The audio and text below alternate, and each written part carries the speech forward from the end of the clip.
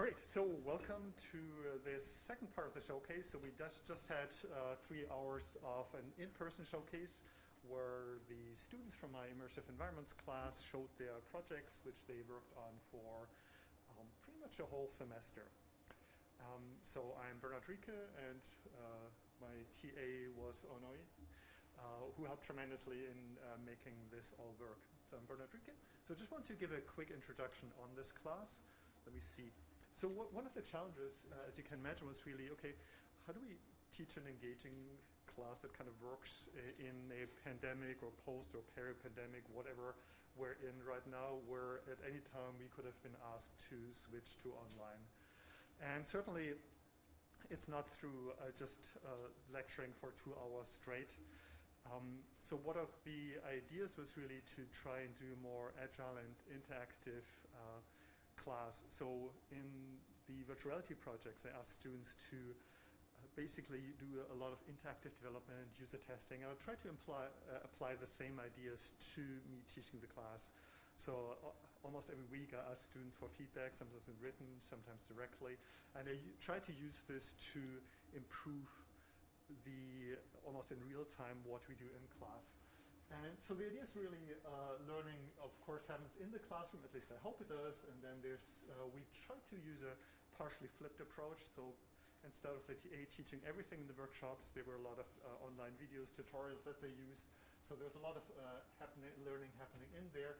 And then often combined with that, we ask them to do warm-up exercises, and it's called just-in-time teaching, and also feedback. So the idea is really, we don't just give people something to watch, something to do, to learn Unity, but also a reason to apply it. And the just-in-time teaching is basically 24 hours before class. I get a lot of feedback and try to adjust the class to make this all work. And so how can we actually make this all work while not exactly knowing whether we need to stay online? So just a few weeks before the semester started, we were told, okay, you have to start online. And so the first 2 weeks were online. There are a lot of tools we use, basically ranging from Unity or maybe our engine to Google Drive, Zoom, Discord, Canvas, and many more. And one of the challenges, of course, okay, especially if you don't know yet, okay, will it be in person or online? How do you really try to engage people? So we try to use a lot of different tools. Miro, and big online whiteboard, is one of the things we use quite a bit.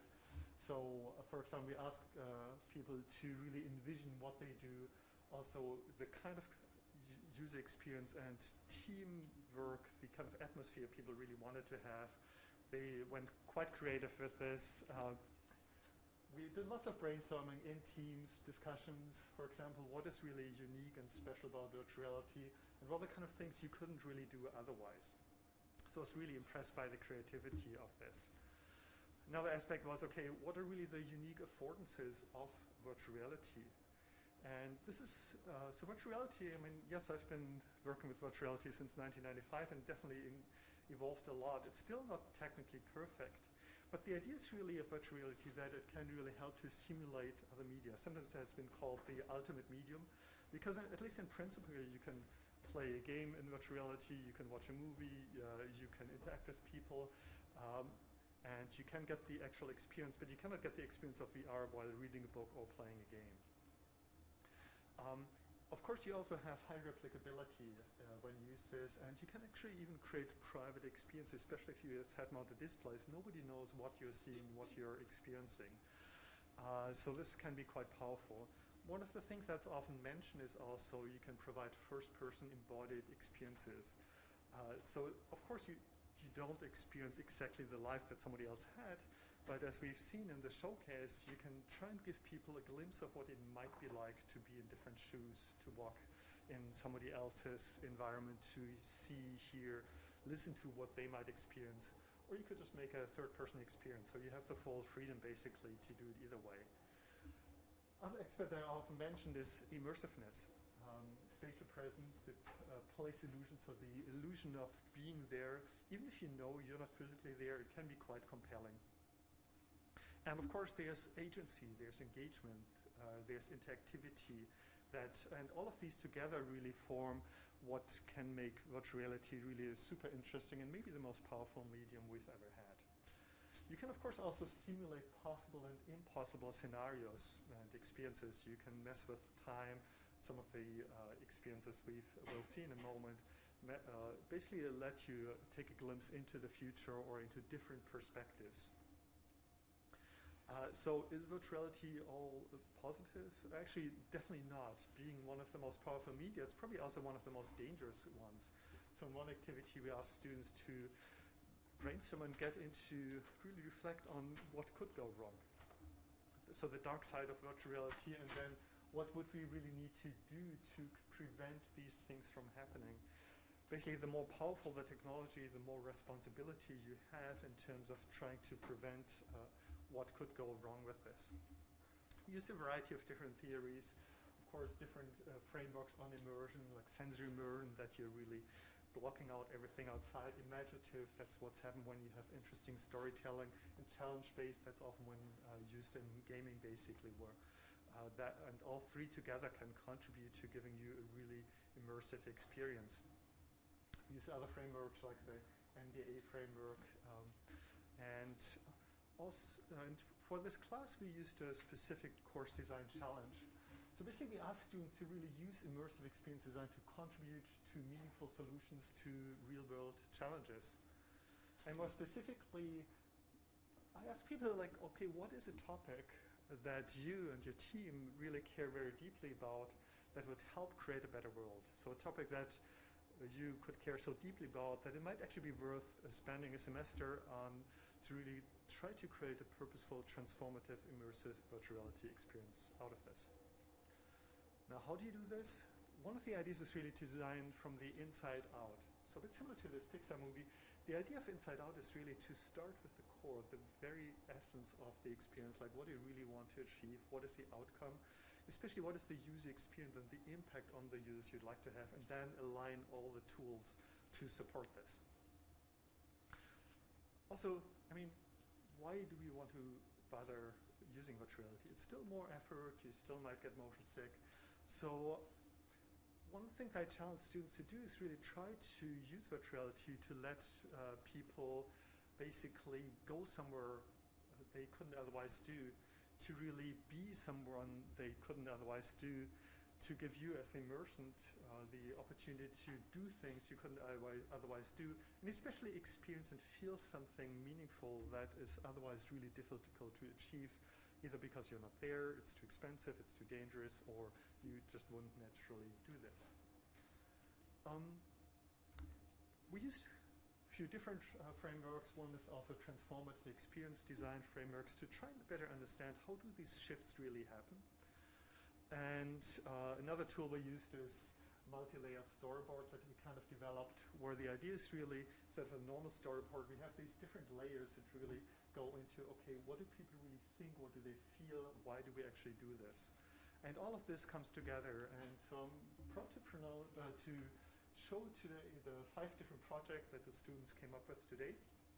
And so what we'll do is basically, I'll have each team come here. We start by introducing the team, then watching the brief video trailer that they created, and then spend, I don't know, 10 to 15 minutes where I just kind of interview them, maybe also ask Honorio, my TA, for his experience in this, and then at the end there might be some time for questions. All right, so first of all, thanks to all the students for these amazing projects. It was a very successful showcase. We had quite some visitors and even media here. So if I could get the first team to join us here on stage.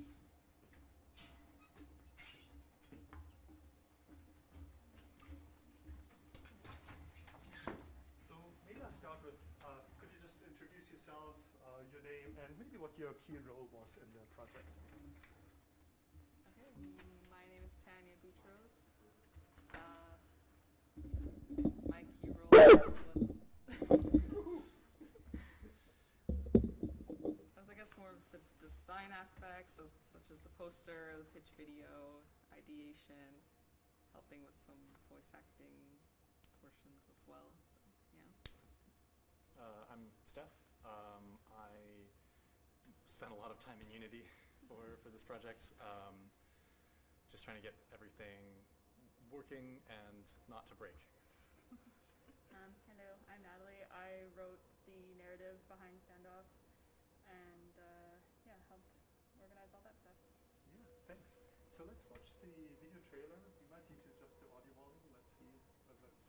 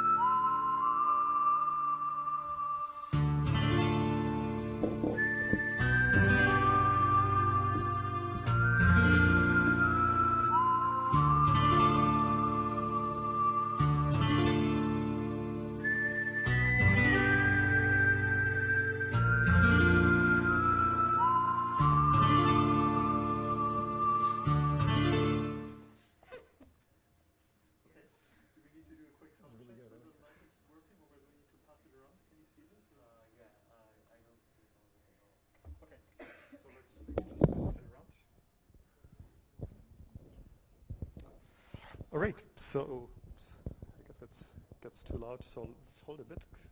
Maybe like at arm's length seems to work, does that? Yeah. Okay, so first of all, how did you come up with the topic, the theme of this? So we kind of went back and forth. We wanted to kind of approach it from a more of a technical or gameplay standpoint.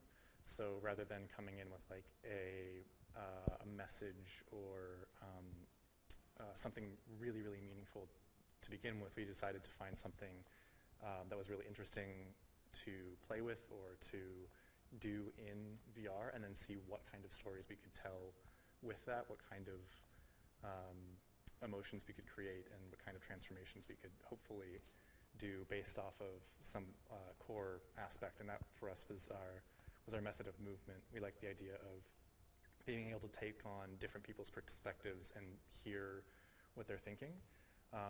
And from there, it was just trying to figure out what kind of stories would that be interesting to drop a player into, what is that a reflection on, and how can we get people to understand conflicts from different perspectives. So maybe let's go back to the big picture. What is the project about? So kind of if you boil it down to its core, it's all about how everyone has their opinions when it comes to debates. It can be anything from your political stance to what your favorite sports team is. So our idea behind Standoff was less about, okay, we're going to talk about politics, we're going to talk about sports teams. It was more, let's use a Western as a representative scenario where anyone can kind of put their opinions on this and create a multifaceted kind of morally gray conflict where there is no black and white, because the truth is that in the real world there is no black and white when it comes to conflict. There is always something from both sides. So what we can see in the background is real footage from the actual VR experience. So why did you choose Western Town for this? I think we chose Western Town just because, I mean, it seemed like a interesting thing that we all were into. Like, I know Natalie has a lot of knowledge on the history of Western Town, and we thought that, you know, something that commonly represents a misunderstanding is a shoot-off, a duel, right? So we thought that that would be a very ambiguous thing that you could kind of throw any conflict into the middle of, and it would still represent conflict, right? So that's why we made our decision. So it's basically using Western as a prototypical example, but then a different twist. What's your background story with Western? Well, I am the horse girl that never grew out of her horse phase. I rode Western and barrel racing and stuff. I love history, and hence the dress. I volunteer at a historical fort, so that's why I have this. I don't wear this every day. And I also gave the hats just. So I like Western stuff, and so I'm a history nerd. When we kind of finally settled on Western, I had a really fun time diving into the history of Westerns and how in media, there's a lot of portrayal about, like, you know, oh, it's like a macho men world and everyone's gunslinging and all this type of stuff, and it's usually, you know, the sheriff versus the outlaw. But in reality, the Wild West was actually a very interesting gray area. Sheriffs often came from pretty spotty backgrounds. They ran protection rackets. Outlaws often did it because there was no other way to feed their families. Also, fun fact, the West was built by women, not men. It was the women who had the money, and it's a lot more of an interesting feedback. So if you ever are curious about a fun history dive, look up the Wild West. It is not what you would expect. So yeah, hopefully you get a chance to try this out in virtual reality. So what do you hope that people take away from this experience? Like what's your wish basically? Like ideally, what do you hope people take away and what have you observed? So you had a number of people already in it, you interviewed them afterwards.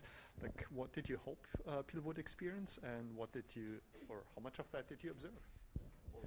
Yeah, so I think the main thing we wanted to get people to feel or experience coming out of this is a sense of perhaps like their own perspective being one of equal importance to those around them. It's often quite easy to flatten the argument of another side, but seeing even if there's a group on another side opposed to you, within that there's still different dimensions. There's people there for different reasons. And so the goal that we really wanted to get and that we saw people come out of this was it's really important to listen to as many people as you can before hardening your own decisions. If you listen to a certain section of people or you only get information from certain sources or you don't spend enough time, then it's really, really easy to pick a side and get hardened into it without understanding the complexities. And even if there is one side that is right or wrong in your view, it doesn't disparage needing to understand why people are on the other side. Being able to still humanize people even if you are opposed to them is just as important as, you know, fundamentally disagreeing with them, but recognizing why they are coming from that perspective. So from the user interviews and the users you've just had during the showcase, what did they say about it? What did you observe? I think you did the interview, Yeah. right? So most people were aware of the fact that they, one, didn't have enough time, so they didn't want to make a decision, which I found interesting. I mean, that's obviously what, you know, our... Maybe tell people a bit what the decision was. So honestly, it came out pretty equal. I think the sheriff was up by one, but... but yeah, so... Maybe the big picture, like, okay, what did Right. you go through in the experience and what is the final decision? Yeah, so most people, like some people didn't have enough time to get to every character, so that affected their decision on whose side they were on. Basically, it was either the sheriff or the rancher. So yeah, we found that people were aware that they didn't have enough time to make a super informed decision, but we found that people had a tough time, I guess, relating that to their own conflict, because like I said, or like Steph said, it is, you know, you are hardened. Like we didn't want people to change their minds on their position, so say that. But yeah, people, you know, were aware of the fact that you need more information to make a decision, which is kind of basically what we wanted. So yeah. So in class we talked about a number of different frameworks, from immersion frameworks to transformative experience design, game design, and so on. What did you use, or did you use any? How did you apply them, and how did that shape your project? So one of the frameworks that I think we really dived into was the transformational framework, specifically in getting people to take on perspective that is physically embodying someone else or hearing someone else's thoughts while seeing what they're seeing. That's not something you can usually do in normal life, so it was really reinforcing the having that new perceptual experience and then trying to contextually put that together with a narrative really mirrors how people would shift from that perceptual experience into that new kind of worldview, and trying to hopefully reinforce that a little bit more to get people to understand their different perspectives or people's perhaps like misinformation, and then hopefully get that to turn into action about asking people more, at least being able to understand rather than shut down or simply disregard opposition when it comes to important conflicts. I know you also tried out the experience. What was your take on it? Like what did you observe? Do you have any thoughts, feedback? I did love everything around what was done. So I loved the uniqueness of the idea, the locomotion, the environment itself, like the dust winds that you can see in the background, for example, in the video right now. But at times the environment was a little bit distracting in the sense that I was not fully listening to what the person was talking about. So maybe a few subtitles would have helped. But overall, an amazing project.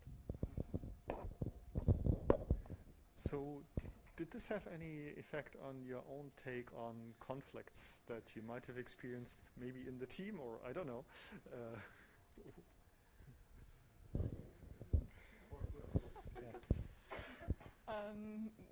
I know I'm personally someone who gets very invested in debates.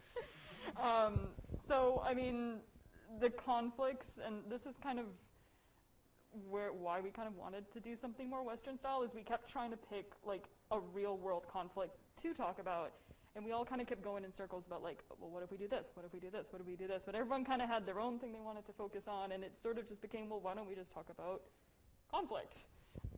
So that's where that came from.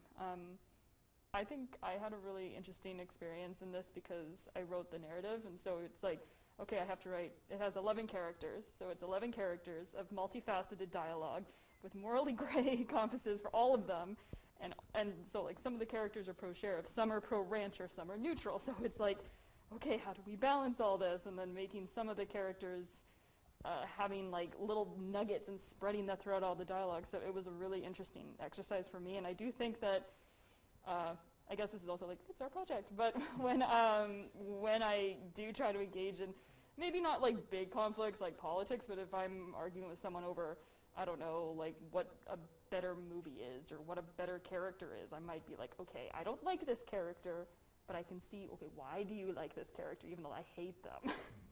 So, yeah.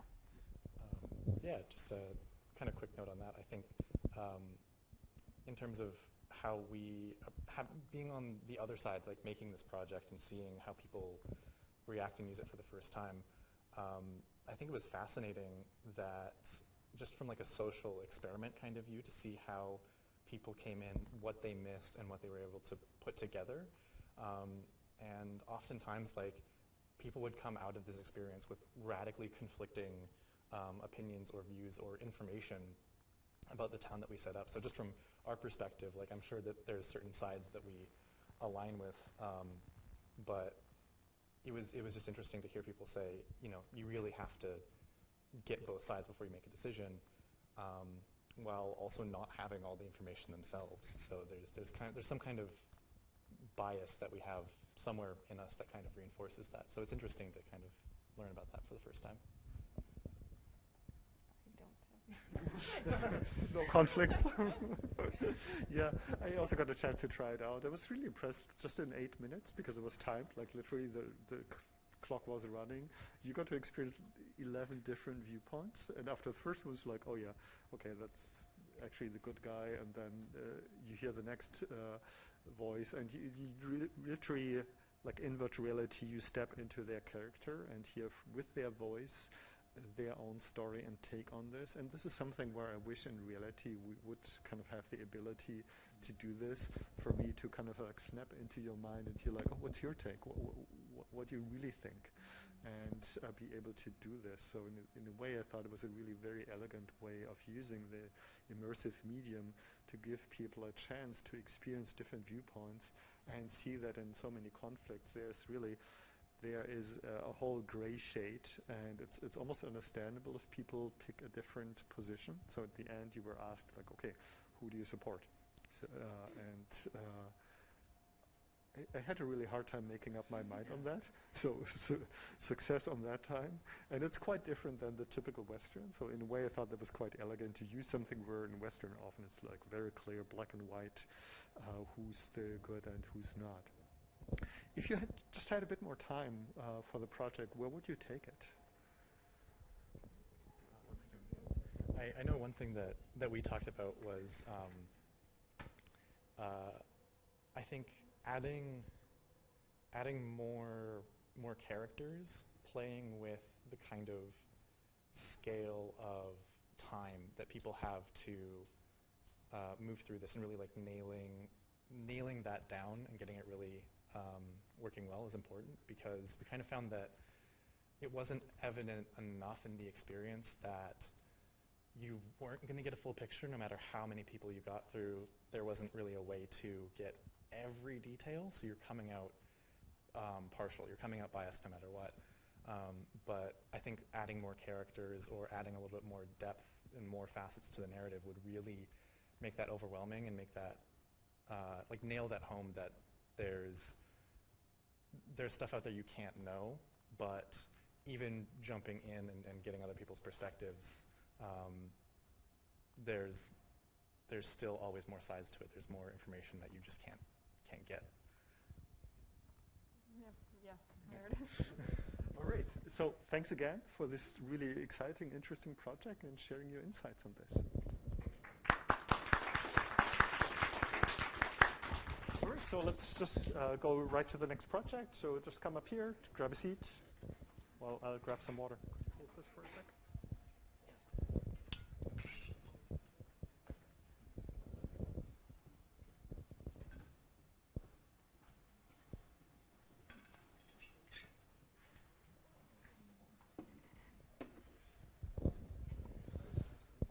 All right, yeah, you can sit there. Okay, so maybe just introduce yourself, your name, and what's your key role or influence on the project.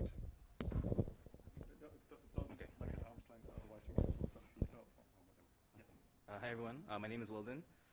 Mostly I was the concept ideator in the beginning, and throughout the project I kept iterating with my group mates and helped with the narrative, and yeah.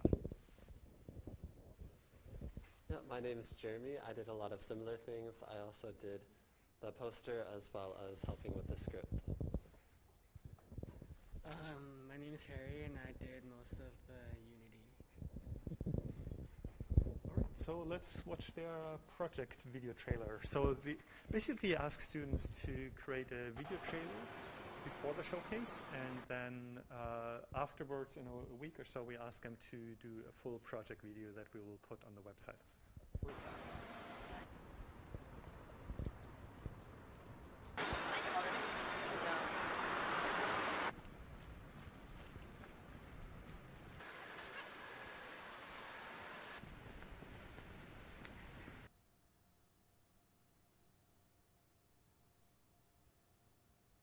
Are you interested in a VR experience where you get to time travel? Come take a trip to our city and see two contrasting timelines.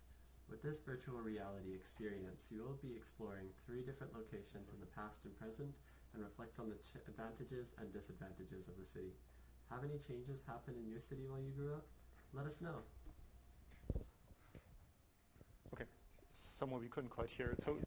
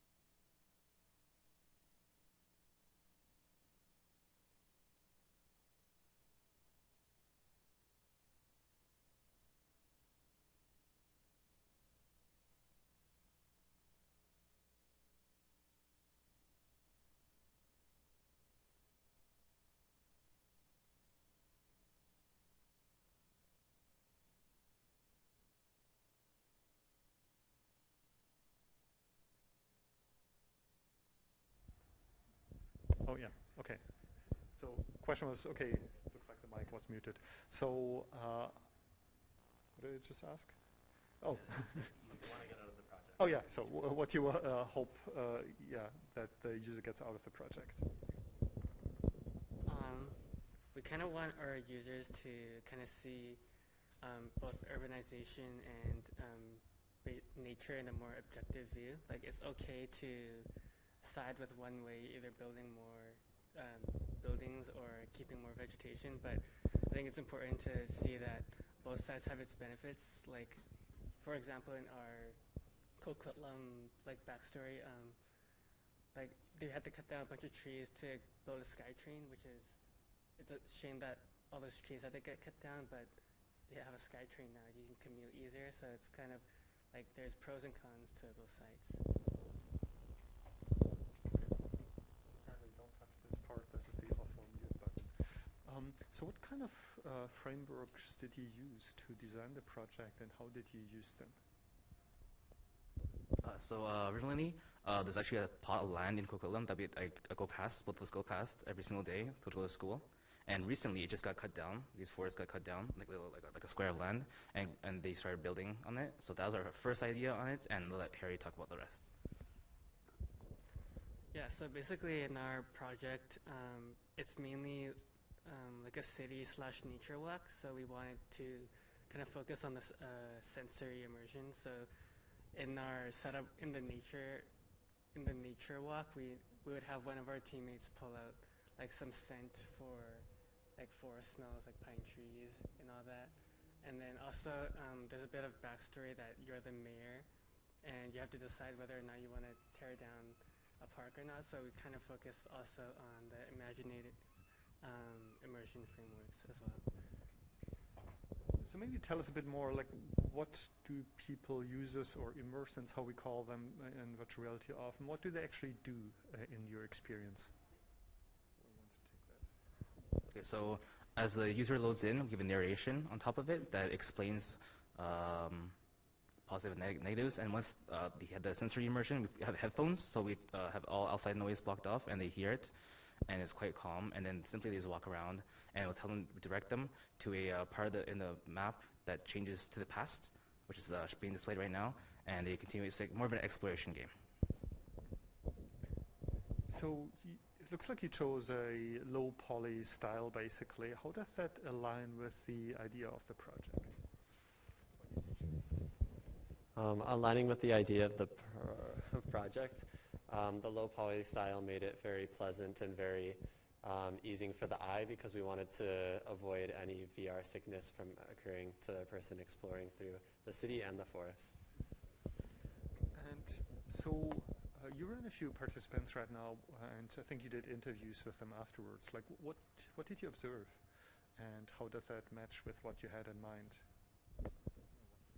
We had one person who demoed our game, and it was quite a good experience. It was pretty surprising for us, because usually our participants just walk around for about a minute, 2 minutes. This participant walks around for about 15 minutes just looking around, and we kind of wanted to get going, but honestly we just let him keep going and keep experiencing it. And then he was actually like just fully immersed and just talking to us about each the specific detail that he saw, and it was really nice for us. And so if you had a bit more time to work on the project, like, what would you focus on?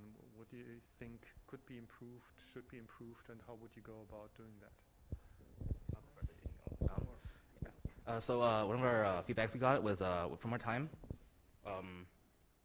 add more interactions, have the city be more lively. For example, adding cars that would drive around in like a certain, like we script into certain. What kind of interactions?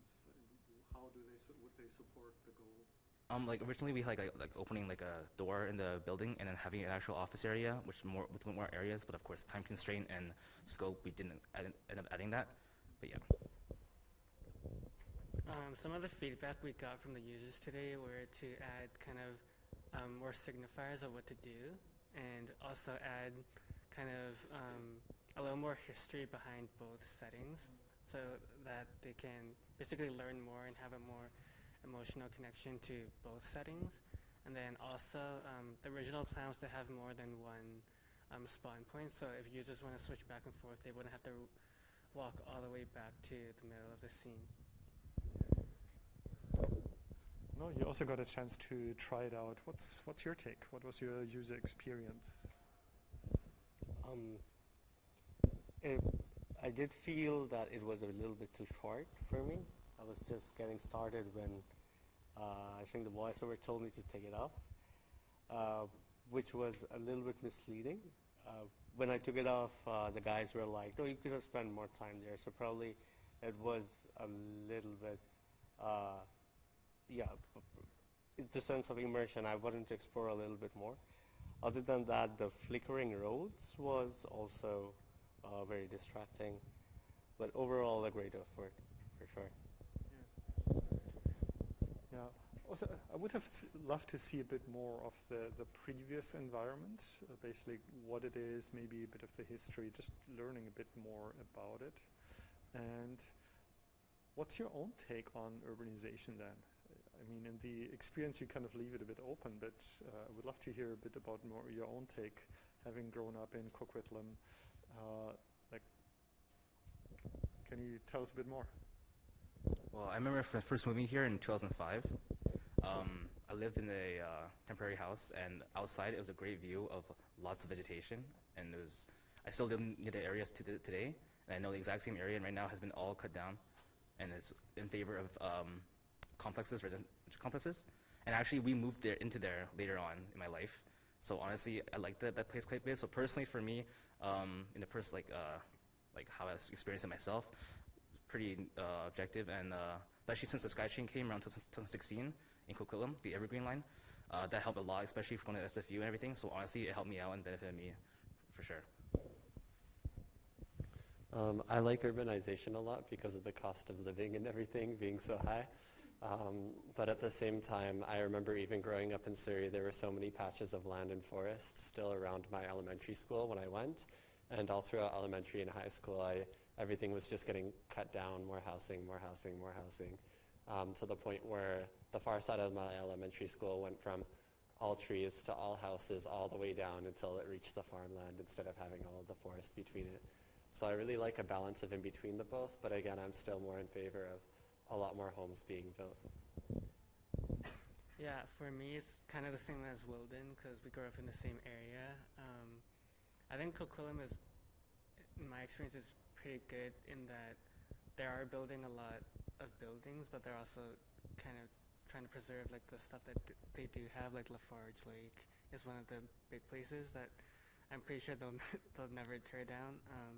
Yeah, but same thing, like if the SkyTrain wasn't built, it would be a lot harder for me to get to school. So it's kind of, I see benefits of both sides, but kind of favoring towards urbanization as well. Yeah, and I mean, as we've seen in the first project, I think it's not a clear yes or no, black or white. I think it's really a question on how urbanization is done and can we preserve some nature, or like what would be a combination of a green urbanization. All right, thanks so much for this inspiring project. Thank you. All right, so I'd like to invite the next project up here. Okay, that's Team 2-1. The project was named Shelter. So, yeah, why don't you introduce yourself, a bit of what your main role So I'm Helena. I was mainly working on animation, modeling, or like decorating the Oculus headset and controls. I'm Kai, and I'm helping with building the scene in the project as well as manage the team website. I'm Dro. I was mainly in charge of most of the programming stuff and a bit of like project management stuff here and there. Hi, I'm Nisha, and I was mainly in charge of like storyboarding, making the visuals, the graphics, poster, stuff like that. All right, good. So let's go ahead and watch their video trailer. Sheltered is a transformative VR experience where you play as Chris, a man reluctantly going to a dog shelter to check out the offerings while wanting to get one from a breeder. At the kennels, something unexpected happens, and you're transported back in time into the past life of one of the dogs, where you then play as a dog and experience the events that led to the dog ending up in that kennel. In the experience, you will engage with others using a choice-based dialogue system as you go through the adoption process. Then, after the body swap, you'll get to experience the world from the dog's eyes and get to play with his toys and run around just as you would as you get to uncover the dog's past. Great. So how did you come up with that idea?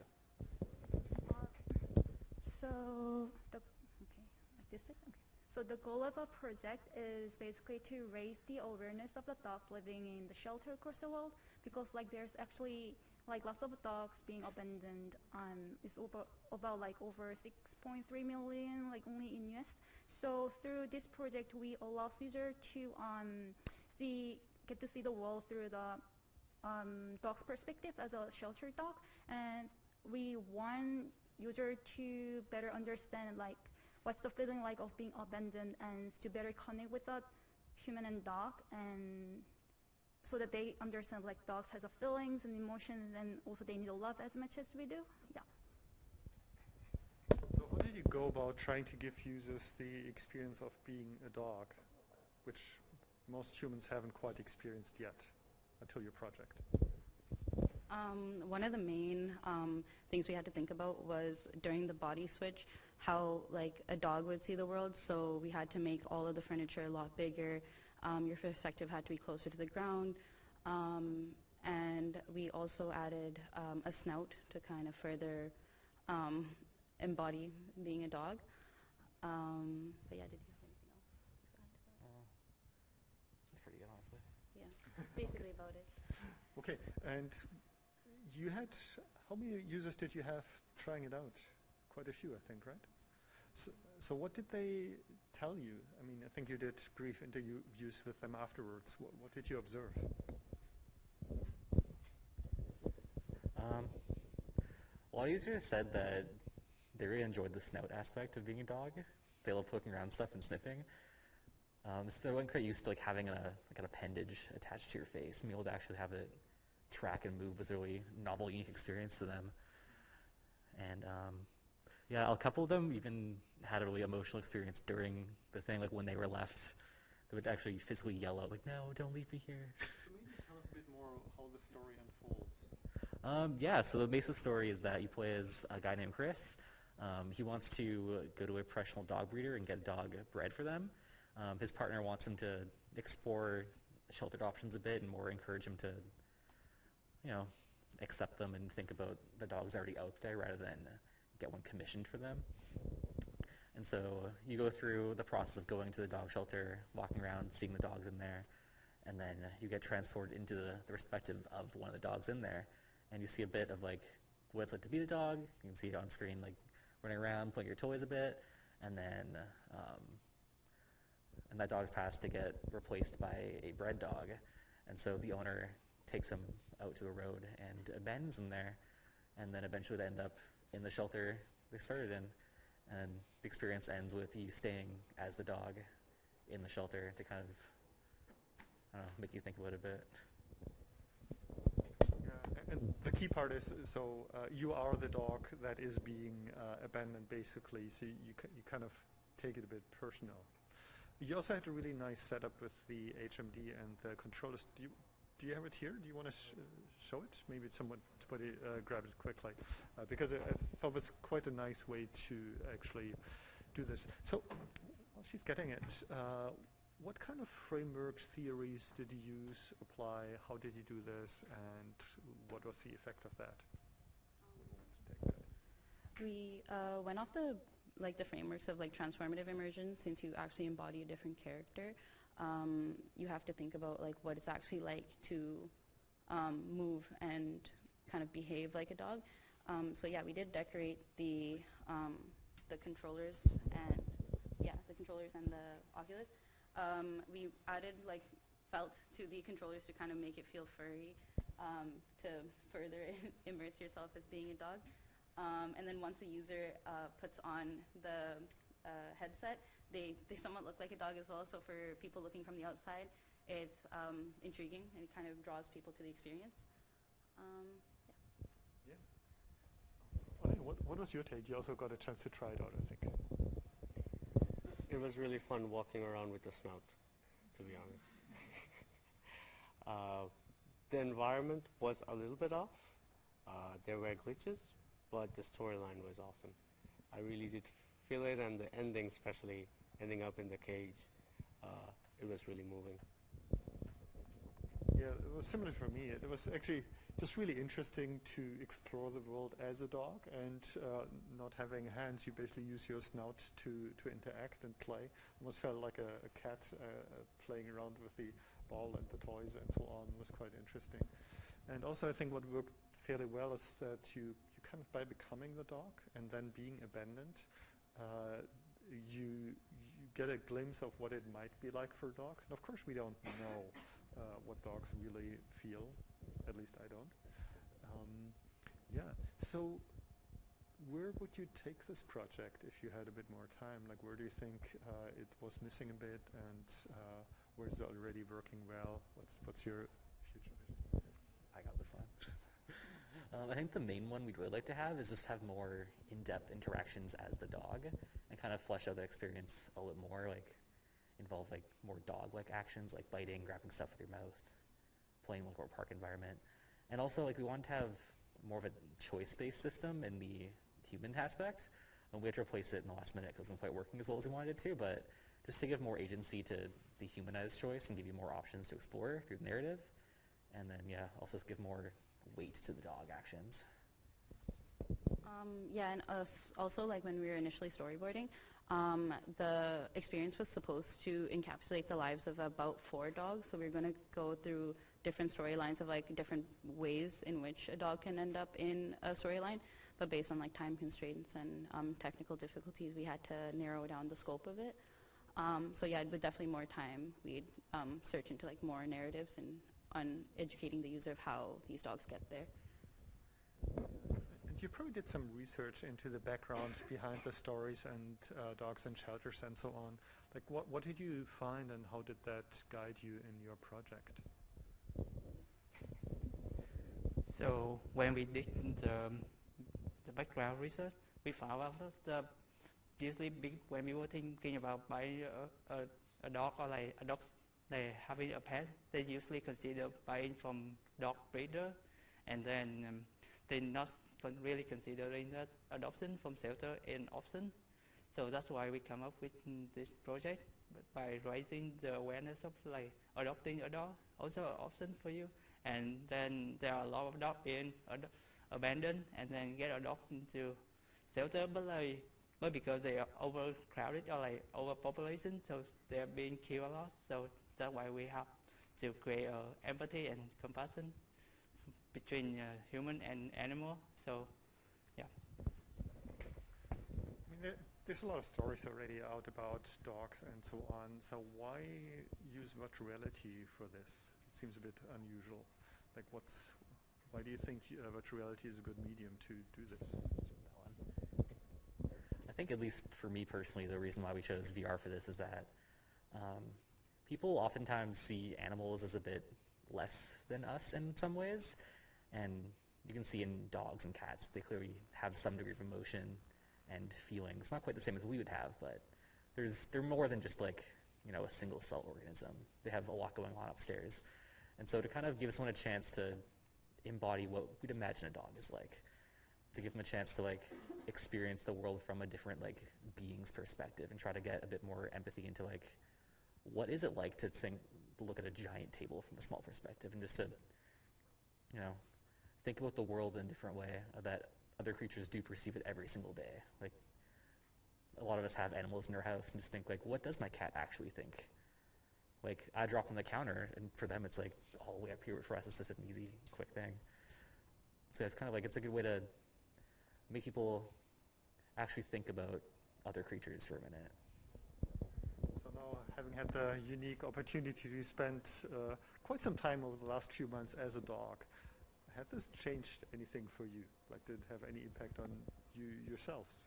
Or maybe your relationships to your dogs or other humans? I feel like the meaningful part of making this VR was kind of more triggered towards like the research and finding out like the reasons for why so many dogs are being left behind, and also like the statistic of how about like 900,000 dogs just in 1 year are euthanized. But when creating the experience, like as I stated before, just like having to think about the world in a completely different perspective. And also like another thing we had to think about was we want the user to embody the dog, but also the dog can't communicate with like anyone else. So being able to show emotion without actually speaking as well was another thing we had to think of. But yeah. Any other comments? Great, good. So let's thank the team again.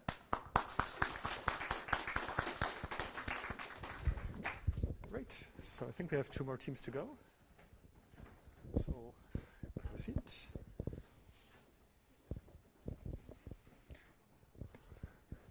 Okay, so this project was called Darkness in the Corner. So why don't you introduce yourselves and what your role was in the project? So hi everyone, I'm Amy, and my role in the project, I drew the poster, and I also did voice acting, and also was part of the narrative writing. I'm Joe, and I'm the one who come up with like the storyboard and also help with the narration. Yeah. Hello, I'm Hannah, and I worked on programming and animation. Yeah. I'm Toby, and I was mainly working on the Unity scene and the script stuff. All right, let's take a look at their video trailer. They are brought into these rooms and they are broken. Their bodies are broken, their spirits are broken, their souls are broken.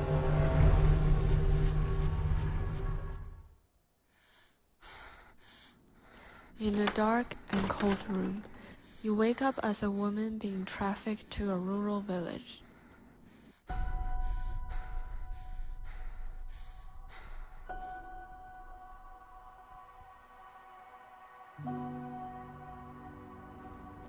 Every object in the room speaks about the story of the woman.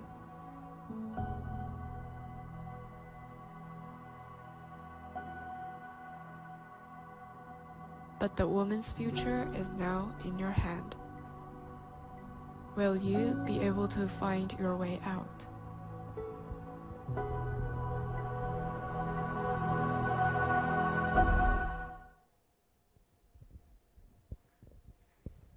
So maybe let's start with the big picture. What is the project about, and what do people immersants go through when they enter this? So maybe you can describe it, maybe even including like what happens before you go in and so on. So our project is basically about women trafficking. So the player will act as a woman being trafficked to a remote village. And to prime the immersant before the VR experience, we asked them to write a letter to ask for help from the outside world. Basically writing a letter to their family, trying to get help to escape from this place. And in this VR experience, this woman, she has experienced so many inhuman treatments, and so that she formed this idea to going to escape this night. So even before escaping, the player gets to explore the room, and they get to interact with the objects in the room, so they can get a sense of what happened to this woman in this place. So basically what they would do is that they would touch the object and they would hear a voiceover from this woman speaking about her own story. And at nighttime, the player get to rely on themselves to get out of this room and trying to escape. However, the villagers, they find her very quickly. And so in the end, she fails to get out. But, yeah, after she got fainted because she got beaten by the villagers. Even though this scene is not shown like physically, but like we hope that the player can imagine that part.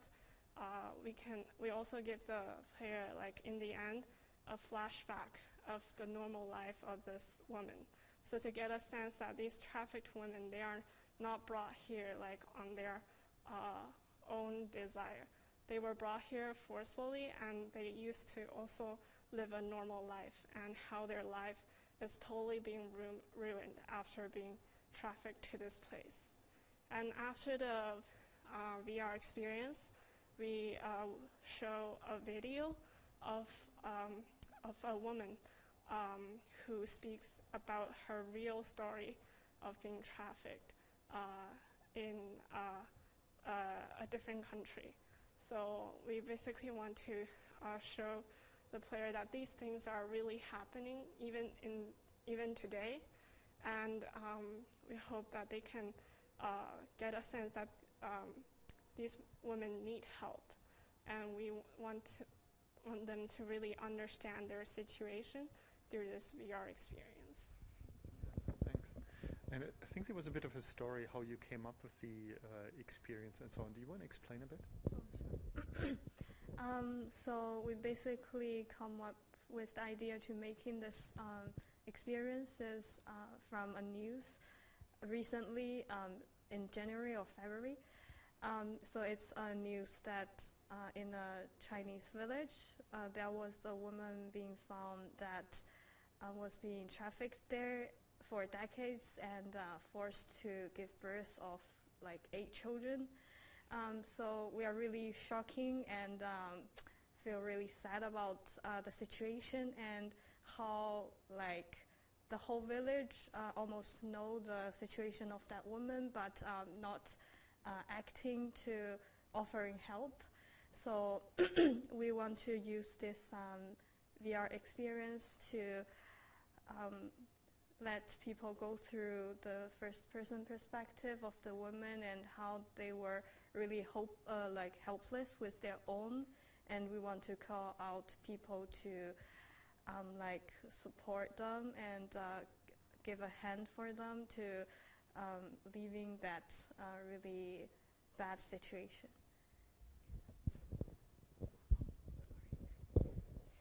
We also use the school as a final sense because we want to tell the user and player the woman trafficking is very close to us, not far from us. So we need to attention this problem and to protect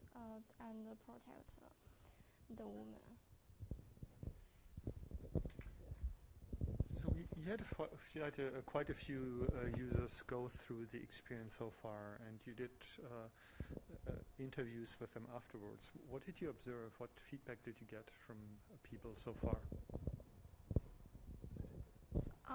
So we are really glad that most of the people who have experienced our VR project feel like willing to offering help, and this did like help them to know more like the situation the trafficked woman is being through, and like they were really touched by how the story is shown, and we are glad to like offering like a voice to speak up for those trafficked women.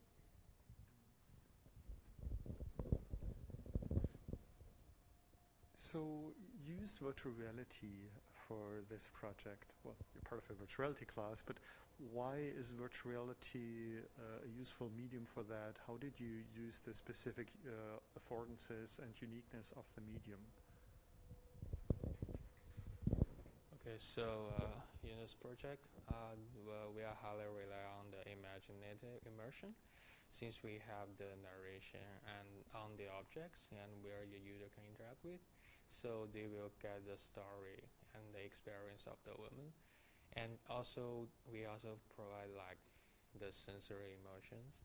Like we have built this room like really dark and broken to just like reflect how like the living environment of this trafficked woman will usually be like.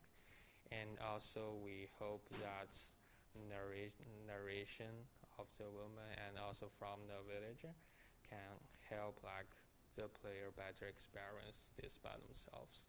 And VR is like, it is a very powerful tool to let our users subject them into this kind of situation and let them be the woman to actually experience something that they may never have think of. Yeah.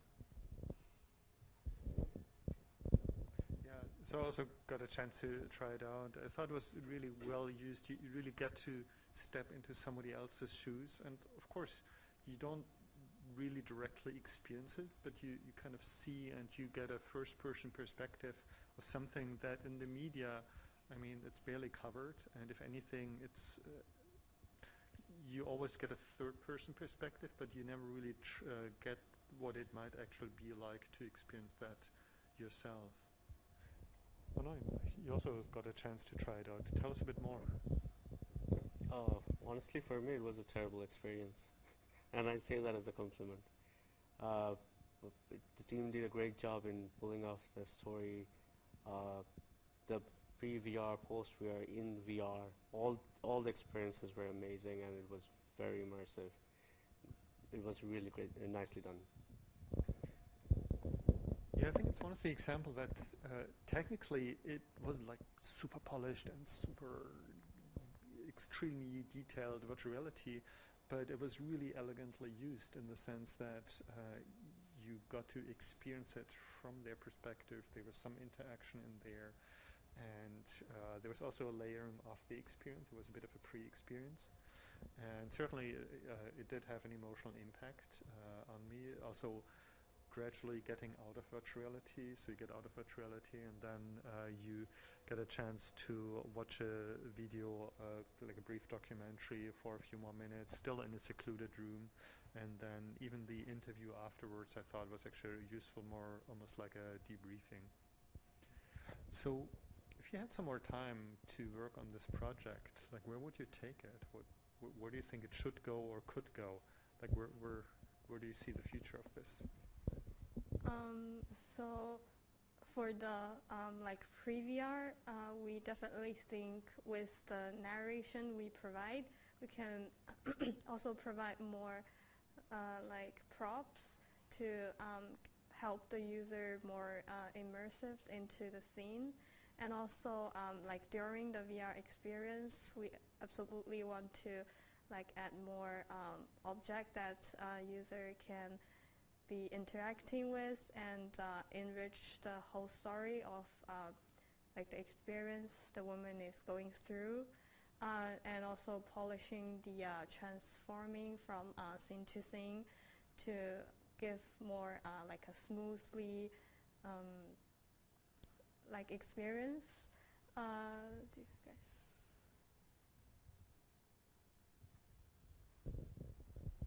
Okay, so we'll definitely improve on the technical side if it can get more time. So basically, we choose the way of using narration to help explain the experience. It's kind of like restricted by our time and skills. So if we can get a chance, we're gonna polish the such as animations, and we're gonna like actually really making the player experience the story in the narration by themselves, if possible, because we found that will be more impactful. Because actually everything we set in this game, such as real working of locomotion, and we're trying to just to bring and enhance the realistic feeling for the users, to let them really feel that they are the woman here and they are trying to escape by themselves. So I think more like advantage techniques will definitely help.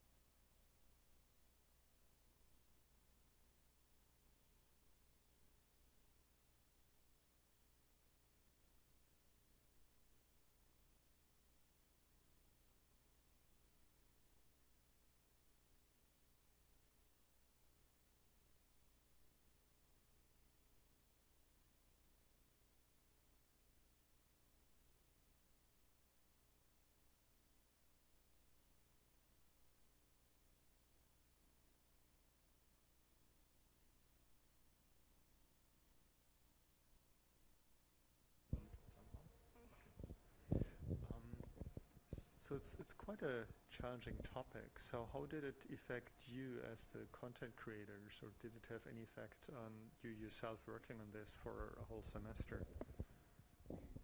Yeah, so actually, when we saw the news, it was like we all got very enraged, and we just really wanted to make this project well, so to let more people know that this problem is still occurring today, even in the society, like somewhere else in the corner of the world. And during the production of the storyline, I think we also thought more about the perspective of the woman, and we ourselves also did research on how what they would experience actually while they're being trafficked. And these things really impacted us because it was like if any person experienced those things, it would be very, very terrible. Like it would leave a very traumatic scar on that person. But we also understand that we don't want the player to feel traumatic after the experience, so we want to just use imaginary immersion to help them to understand the situation.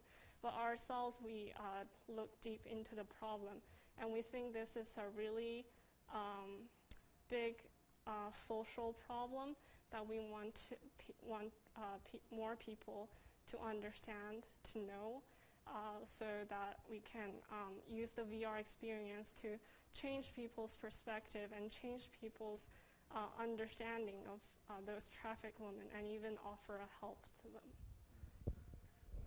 Yes, I got the impression that you kind of used the tools, the technology, virtual reality, almost as a creative way to process the experience and kind of, I don't know, be empowered to do something about this. Did I get that right, or? Yeah, I think you get the idea what we are trying to do. So we do think like technology is one of the tools that we can use to stand out and speak for ourselves and for the people who need help. And we are glad that we can use the technology in a positive way. Yeah. So for me as an instructor, of course, these are also the moments where I feel like, oh, people actually use a tool creatively to do something about it, something they, like a project, an idea they care about, which was one of the reasons why I really asked students to go into, okay, what do you really care about right now? And could you use this technology to actually have an impact, not just sit there and watch the news, but actually be empowered and do something about it? All right, so, yes. Can you read it out? Might just be the easiest. Yeah, sure. You say you want to create a realistic experience of trafficking that could leave a traumatic scar on someone. Can you speak to the ethics of subjecting immersants to a realistic environment that might also traumatize them? Did you consider that during your project? Really good question. So, like, we did consider it during making this project. So we don't want to leave a traumatized experience for the player.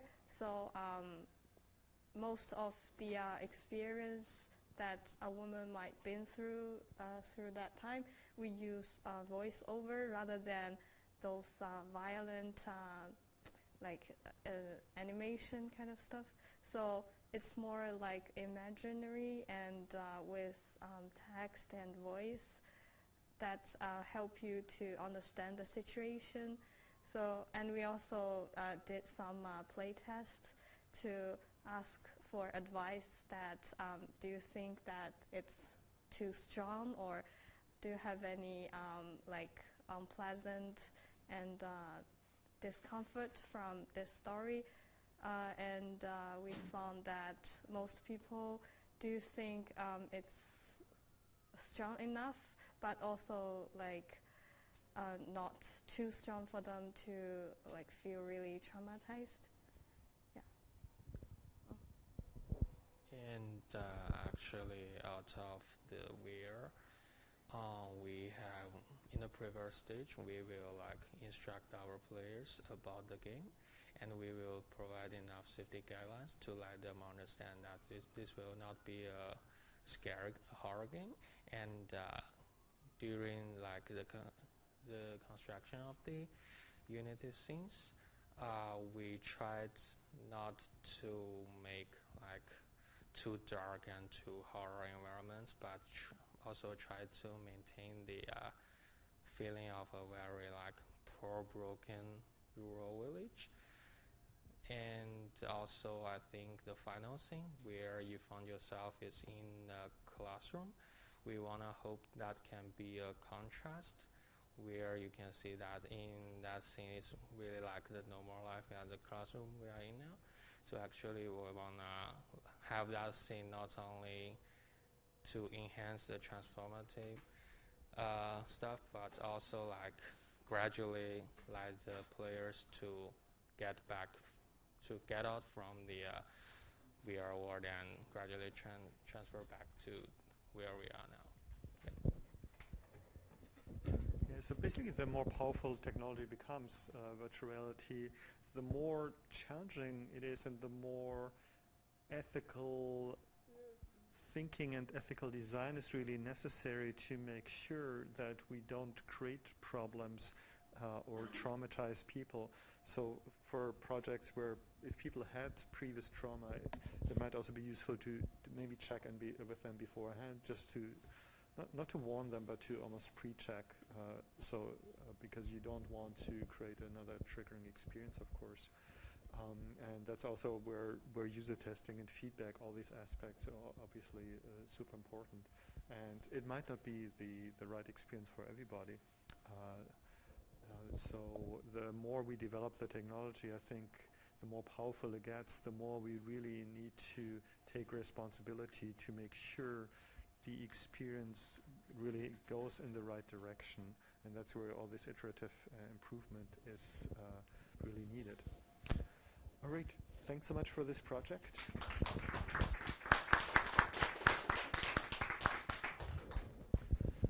All right, last but not least, we have one more project, Foresight.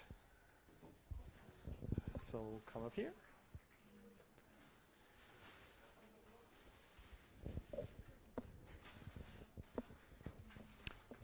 All right, so if you could introduce yourselves and what your contribution to the project was.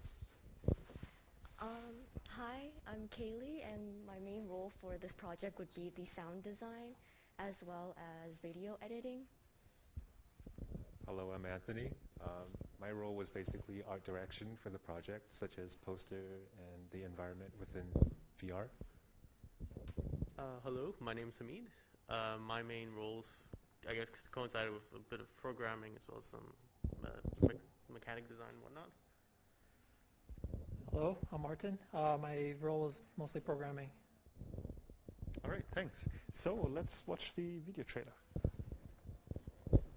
Foresight is an open-world adventure VR experience that allows participants to traverse and protect a beautiful forest, with the ability to see into a possible devastating future. The dual-view mechanic is the project's core user experience. It emphasizes a strong visual and emotional contrast of the different timelines through a stark difference in colors, sounds, and liveliness. To save the forest, players must accomplish a number of activities such as searching for clues in the future and preventing harmful actions in the present alongside a friendly fox companion. Our project's main goal is for immersants to reflect on individual contributions to climate change and develop empathy from the perspective of nature's victims. Right. So tell us a bit more how you came up with the idea of the project. So our main theme was deforestation and like sort of the extinction of different species around the world. We read about how just the Amazon rainforest, it's losing about 2 football pitches worth of trees every minute, and I think around like 2,000 species of animals are going extinct every year. So we kind of tried to incorporate both of those things into our game, with the fox dying and the the forest and the environment being burnt down and cut down. In regards to that, I guess we also wanted to relate the idea, the message that in our current age, climate action is a very prevalent topic, but not everyone is too aware of it due to the fact that we don't see the consequences of our current actions. And we'd like to use our VR experience to kind of showcase that possibility that, oh, what if you had the possibility to actually see what your actions have on the environment, or what your, I guess, inaction in that sense as well could have on that impact. Okay, so we've seen it a little bit in the video. Maybe guide us a bit more through the experience, like what do people do and how does it unfold and how does the dual view mechanic work? Yeah, so as the participant, you embody a hiker who is currently in this beautiful forest that we created.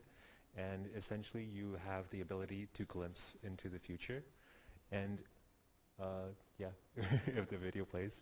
So in the present, everything's very beautiful, very colorful, but as long as you see into the future, you see a colorless environment with like fires everywhere, and I don't know if the video shows, but your fox companion is actually dead as well.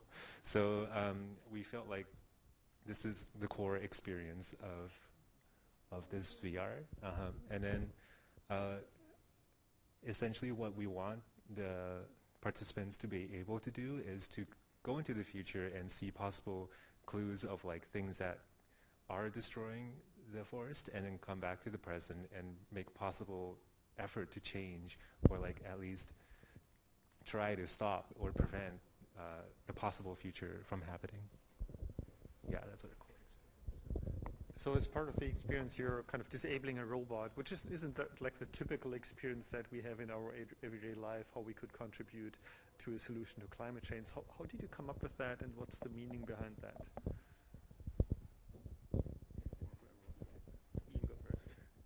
Yeah, it just kind of symbolizes like the deforestation that happens like through machines and like also humans as well. Like it's not, like you said, like you don't see robots every day outside like cutting and burning down trees, but it's more like a symbolization how like I guess urbanization or just whatever like is destroying our environment. Yeah, it's definitely somewhat of a simplified idea of what deforestation and whatnot could look like. But also it allowed us to kind of showcase in a simple way how, for example, in the present, this machine, it's kind of tame, it doesn't really do anything yet, kind of relating to how our current actions, while they might not seem as like doing a lot, in the future they could have a much bigger impact than we could predict. So I think that was really easy to showcase with a robot that shoots gigantic fire lasers. So how did you use different theories, frameworks, all these kind of backgrounds and ideas that we talked about in the class, and how did it guide the project? Our main framework would probably be sensory immersion as well as challenge-based. So with sensory immersion, we wanted to show how the environment changes through the stark contrast between colors, liveliness, as well as sound design. And then as well for our challenge-based interactions is mainly just picking up, you know, buckets or just to destroy objects that would harm the forest.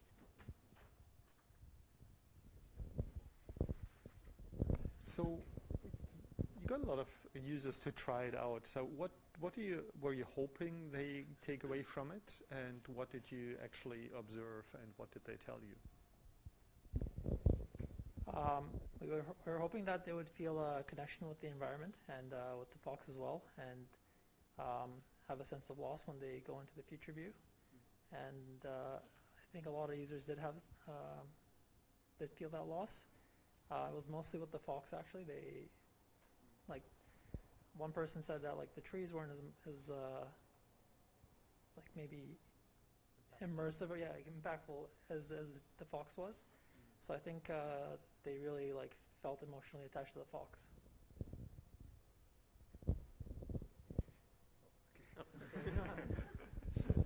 Oh no, you also got a chance to try it out.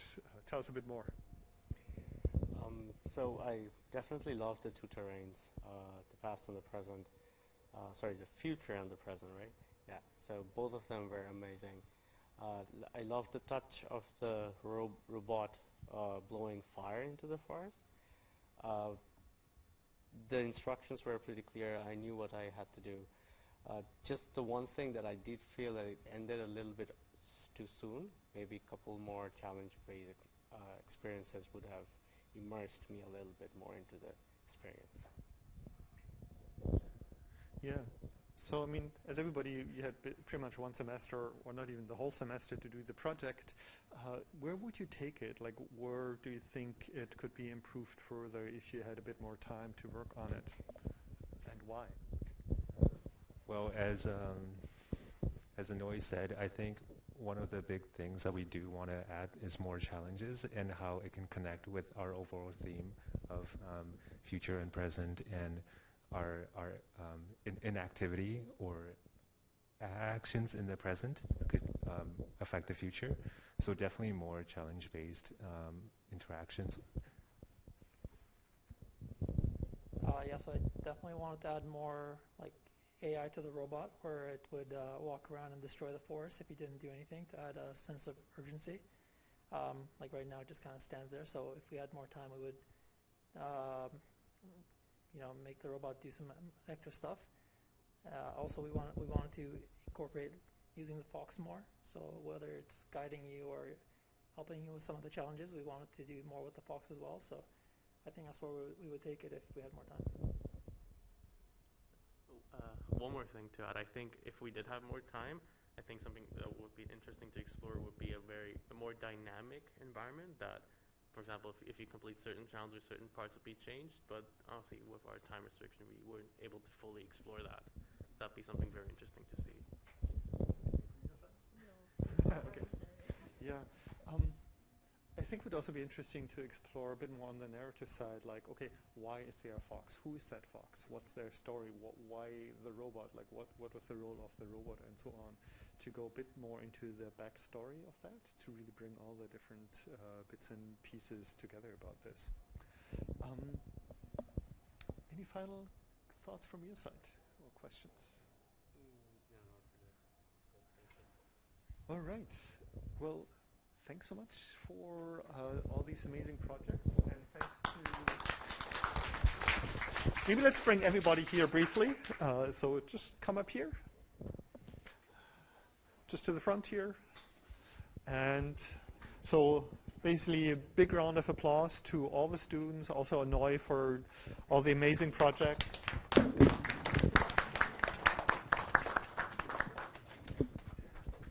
So I'm quite proud and impressed by the diversity of the different projects and viewpoints and experiences and creativity. You haven't seen all these setups, like people literally had to go into a tent, into a different space, crawl down. So thanks again for also definitely Anoy. Without him, this project or these projects would not have been possible. And to all the students for being really creative and using this relatively new medium really in a creative way. You can always find more information on the website. Do you mind clicking on that and just kind of showing the website? So within a week or so, we'll have also the project videos online. You can already see some information there. So if you're interested, this is also where you can reach us. So thanks everybody, and this is the end of the Zoom session, so you can stop that part. And so thanks so much for joining.